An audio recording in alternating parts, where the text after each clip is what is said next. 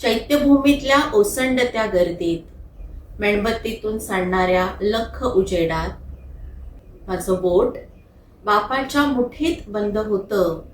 मला आठवतं बाबासाहेब, तेव्हापासूनच तुझं नाव मी माझ्या काळजावर कोरलं होतं. मी पाहिलं नाही तुला तुझ्या राजस रूपाला, फितूर आकाश वेचणाऱ्या बुलंद हातांना, दिशा धुडकावून लावणाऱ्या मोकळ्या भौतिकाला.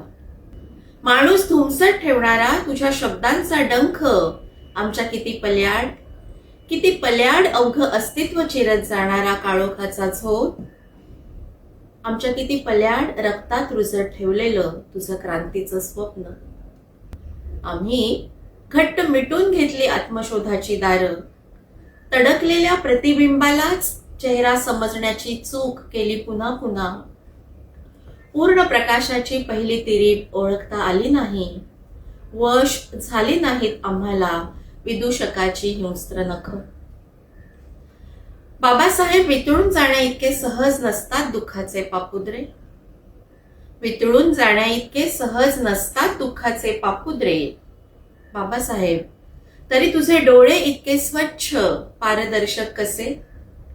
माणसांच्या ऱ्हासातून पसरणारं अथांग कारुण्य, माणसांच्या ऱ्हासातून पसरणारं अथांग कारुण्य, आणि तू उसवलेला एक एक टाका पाण्यासाठी, भाकरीसाठी, फुटणाऱ्या कंठांसाठी, धारदार शब्दांच्या हत्यारांसाठी. सळसळत काट टाकणारा वर्तमान खुरटत जातो, जाड कातडी खालून उठत नाहीत शाश्वताचे तरंग.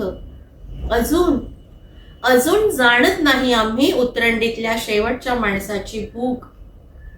संस्कृती ऋतून बसलीये आमच्या दिवाणखान्यातल्या ऐहिक झुंबरात, संस्कृती ऋतून बसलीये आमच्या दिवाणखान्यातल्या ऐहिक झुंबरात. सारेच अर्थ बदललेत आम्ही उत्पत्ती स्थिती लयाचे आणि पाकळ्यांवर सांडणाऱ्या निरंतर वेदनेचेही. अजूनही पेटते इथे प्रत्येक नव्या जन्माबरोबर संघर्षाची ठिणगी, अजूनही पेटते इथे प्रत्येक नव्या जन्माबरोबर संघर्षाची ठिणगी. बाबासाहेब, तरीही आमचे हात अजूनही इतके रिकामे रिकामे कसे? बाबासाहेब, तरीही आमचे हात अजूनही इतके रिकामे रिकामे कसे?